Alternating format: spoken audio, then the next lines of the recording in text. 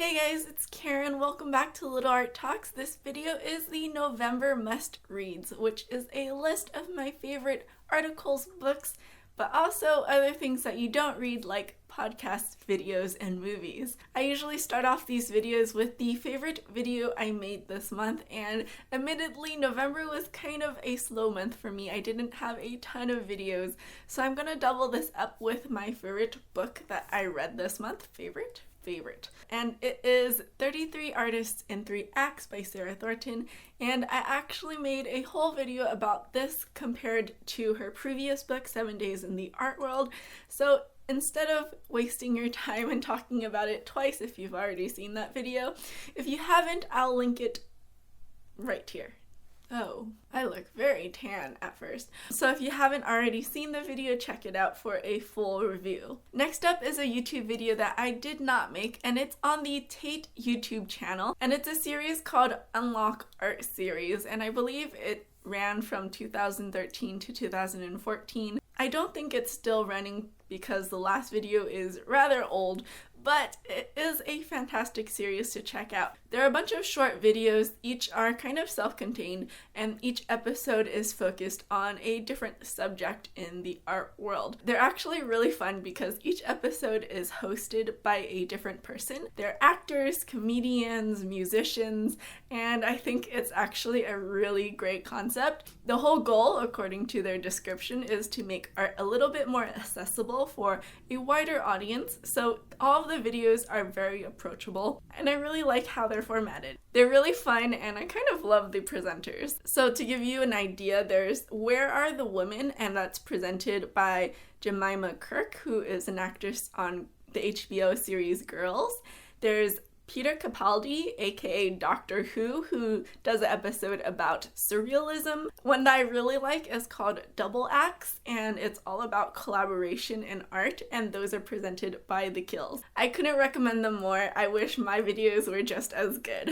Next up is a TED Talk that you guys actually told me about. I read every single comment, so here's the proof. I read your comment, I replied to you, I watched the video, and I'm sharing this video with everyone else. So a couple months back, I talked about Murakami's colorless Tsukuru Tazaki and his years of pilgrimage, and this commenter told me to check out this video by Chip Kidd on TED Talks, and Chip Kidd is the book designer. He designed the cover of the Tsukuru Tazaki book. I love the book design. It's one of the things that drew me to this book, so I was definitely really interested, and I love book designs. I love packaging in general, but book designs, bottle designs are two of my favorite things. But anyways, so this TED Talk is called Chip Kidd, The Art of First Impressions in Design and in Life. And he talks about a couple of his book designs which were really, really interesting. There's Tsukuru Tazaki, which prompted this whole thing. There's David Sedaris's All the Beauty You Would Ever Need, and David Rakoff's Fraud, Mary Roach's Gulp, and these are all really iconic book covers, at least I think so. I won't insert clips of what they look like because it's kind of, the way he tells it is kind of awesome. He's a great storyteller, really engaging, and I loved the talk, so I highly recommend for you to check it out if you like design, if you're interested in design in art and life. It was a great talk, you won't regret it.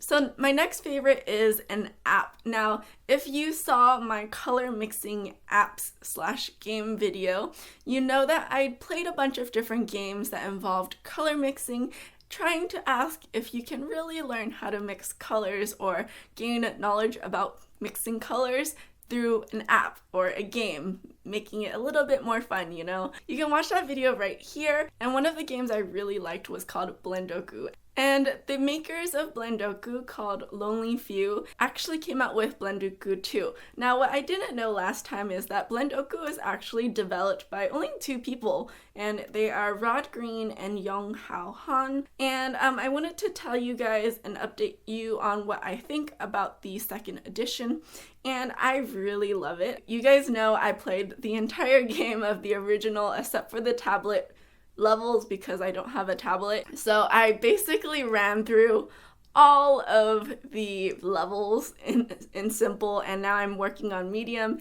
Mind you, I downloaded this game like 2 days ago. Okay, maybe 3 days ago, but you know. I really like this game. I think it's well made. If you are like obsessed with colors like I am, you're going to love this game. Another thing I noticed is that the squares are now flush next to each other, which is pretty cool because I did mention in that video that comparing colors is definitely easier when colors are flush next to each other. And I think you could kind of do that before by like dragging it and having the line overlap a little bit on the square, but now you have the option of putting them flush right next to each other and comparing it. I think I should stop talking about that game, but I really like it. I highly recommend it. Download it, check it out. Anyways, that's it for this week's must reads plus app plus really there's only one reading.